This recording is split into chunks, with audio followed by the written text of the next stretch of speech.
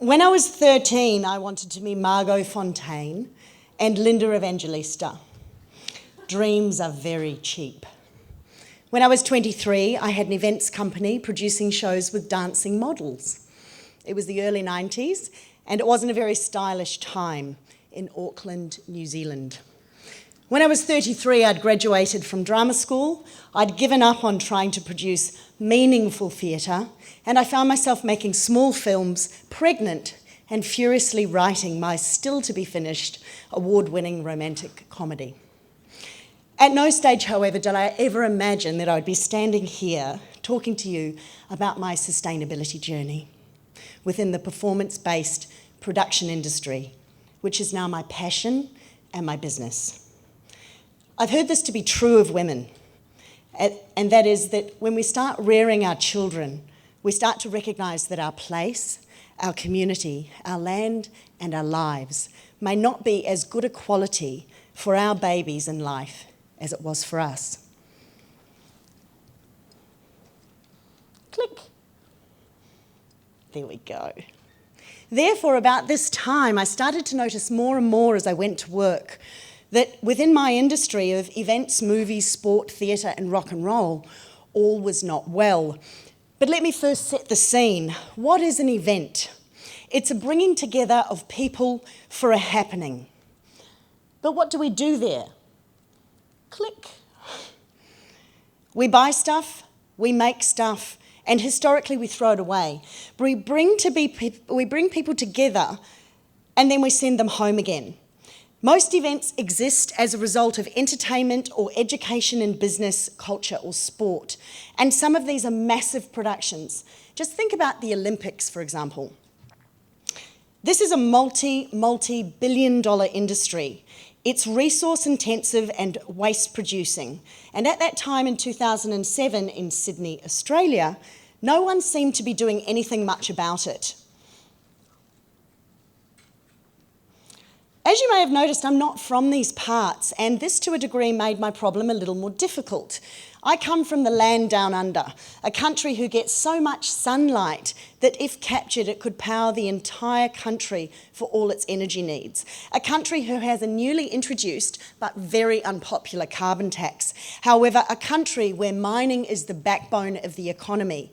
We love digging everything up. I live in a town, for example, called Coaldale, which is next to Coalcliff. And as you can imagine, the green conversation locally is at the very least very challenging. So I decided to tackle the problem. I wanted to take action. So how hard could this be? I wanted to change this kind of thing. I need to double click. To this kind of thing. Much better. So I went on the hunt for solutions.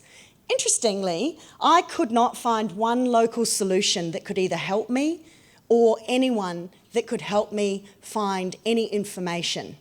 But I didn't really know what I was looking for. So I looked abroad. Not much joy there either. I found a few checklists and a few case studies, and I discovered a British standard for sustainable event management systems in draft. Touchdown, fantastic, this was going to be the thing. So I read it.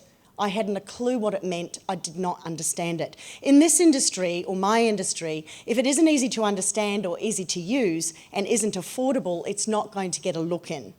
I needed to educate and I needed to engage.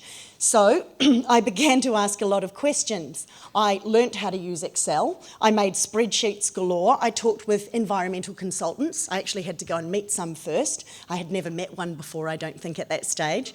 I talked to waste companies, merchandise producers, lighting companies, and many, many more. I asked more questions and thought, software. I'll make educational performance management software. And then I want it, if you click a button, it's going to produce a sustainability report. Brilliant, how hard can that be? A number of years later, 2 kids, 5 chickens and 3,500 grey hairs, we delivered the SEMS tool to the world. It's easy to use, it's easy to understand, and it's affordable. And it delivers, most importantly, comprehensive education for both organisers and the supply chain, who are the backbone of our industry. It's an online, interactive performance management, measurement and reporting platform that enables you to comply with the new international standard, Sustainable Event Management Systems 2012-1, which I sat on the International Delegation for Development, of which I tried to make it easy to read. I'm pleased to announce that the wonderful Three Squares Inc. have implemented this system across this fantastic conference, and you'll find out more about that tomorrow. I also now have a sustainability consultancy working with the events, film, arts and sport. Currently we're developing a good green eco logo for events and potentially, God willing, that it will relate to all other performance-based industries. The key for me though is education, and this is my passion. Just yesterday I was with Fox and Universal talking about how to make crews engage in formal training. We think we have an idea, so watch this space. If this better, more efficient way of doing business becomes second nature, everyone wins.